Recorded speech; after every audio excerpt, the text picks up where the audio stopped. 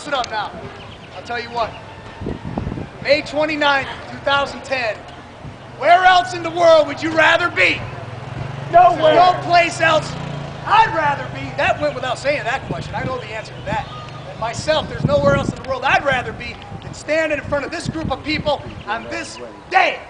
Okay, now, before this whirlwind gets started, and you know it will be a whirlwind, if I haven't done it already, I want to personally thank every person involved with this team, from the top decision makers to the guy committing to running for the first time this year.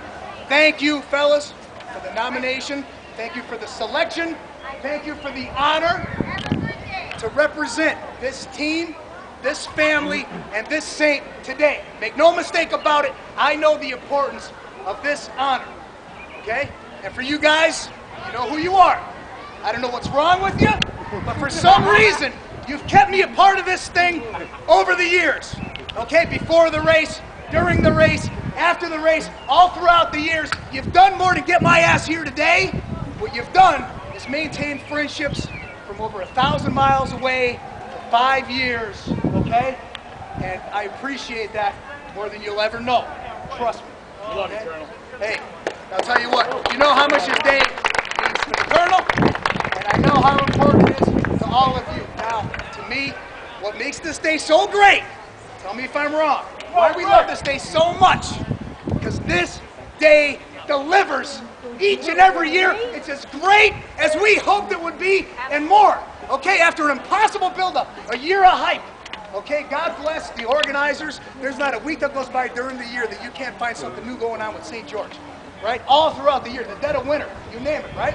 And yet, despite impossible buildup, despite the hype, it exceeds expectations, and this day never disappoints. And how many things in life can you truly say that about? Zero. Not very much. So my message to you today, fellas, this day is not to be taken for granted. It can be taken away. It has been taken away. Today, fellas, I ask you, run like the day depends on it, because it does, okay? Like a lot of you out there, want a little story? I can remember exactly where I was and what I was doing the first time I witnessed this race. Who else can remember that? For me, 1976, fellas. The American Bicentennial. Right? And I'm telling you, the bars had little jails built in front of them. What was that all about? Any of the oldies like me remember that? I do, Tom. Well, we'll get to that in a minute. But anyway, I was standing, must have been somewhere on Powell Avenue, okay? And here they came. The Saints turned that first corner, fellas. You've all seen it, right? Here they came, the horses, the swordsmen, the colors, the yelling, the screaming. And I remember the exact words that went through my mind at 6 years old as I witnessed the spectacle.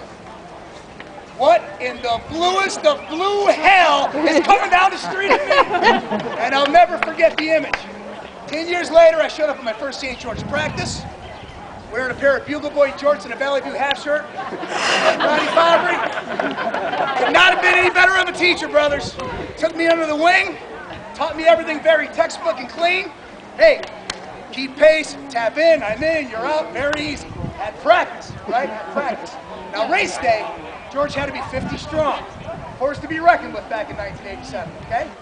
And I'm milling around, bumping into guys like Lynn Pizzalia, Lou Mariani, Coach Ray Ronke, right? I was a little nervous. And hey, guys, how do you tap? And they kicked me in the fanny, and they said, get your ass under there and run.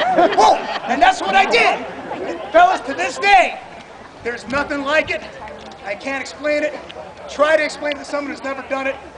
They'll never understand. It's a special, special thing, fellas. And these older guys, my generation will tell you, just like that, the day was gone. I said, sign me up. I thought I'd run every year the rest of my life.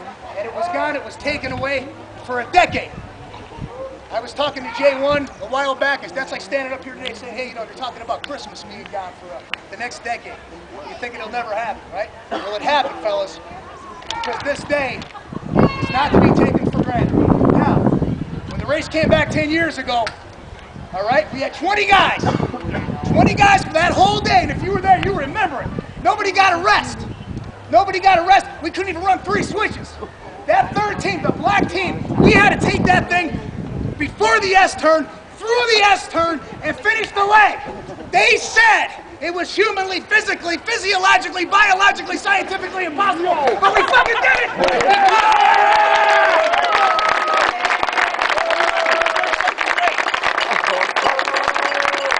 Now, I know this team is growing bigger and stronger and more dominant each and every year, fellas, and that has to continue because let me tell you what, that Saint should never spend this day in cold storage ever again.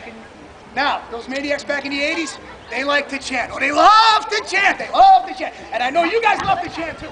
And here's one that I like, and you know I like it because it starts slow and it goes real fast. And it reminds us of who we represent today. So help me out. Giorgio. Giorgio.